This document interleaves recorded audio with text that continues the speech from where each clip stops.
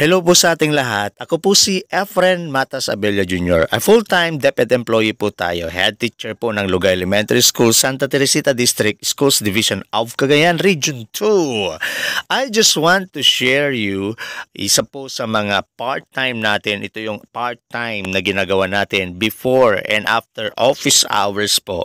Ito yung Financial Literacy Campaign ng International Marketing Group or IMG. Yes, I am a proud member and financial literacy advocate of IMG, and isa sa mga benefits natin, benefit number 17, ito po yung automatic initial investment natin na 1,000 pesos sa ating Soldivo Mutual Fund investment. Ano nga ba ang mutual fund? Ito po yung naglalagay ka ng pera mo araw-araw sa investment mo. Instead na nagsisave ka lang, dito nagsisave ka at the same time yung sinisave mo kumikita, may interest yan, guaranteed 12% per annum, and in 5, 10, 15 or 20 years, basta araw-araw, as low as 20 pesos, sometimes naman 50, sometimes naman 100, and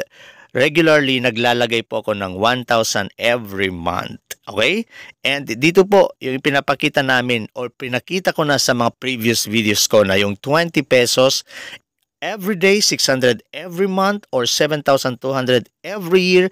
In 25 years, 1.3 to 1.5 or aabot yan ng 2 million.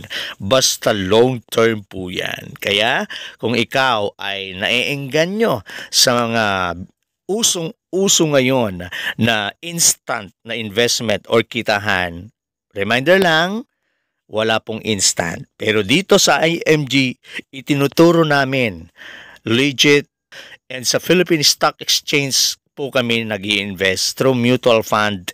Indirectly, investor kami, shareholder kami, co-owner kami, as low as 20 pesos namin every day. Basta every day ng mga giant companies sa Philippine Stock Exchange like Jollibee, SM, BDO, Robinson, San Miguel Corporation, Ayala, diba? At marami pang iba. Kaya kung gusto mo nang matuto at makapagsimula, abay, kailangan mag-attend ka muna ng free orientation namin. Libre po.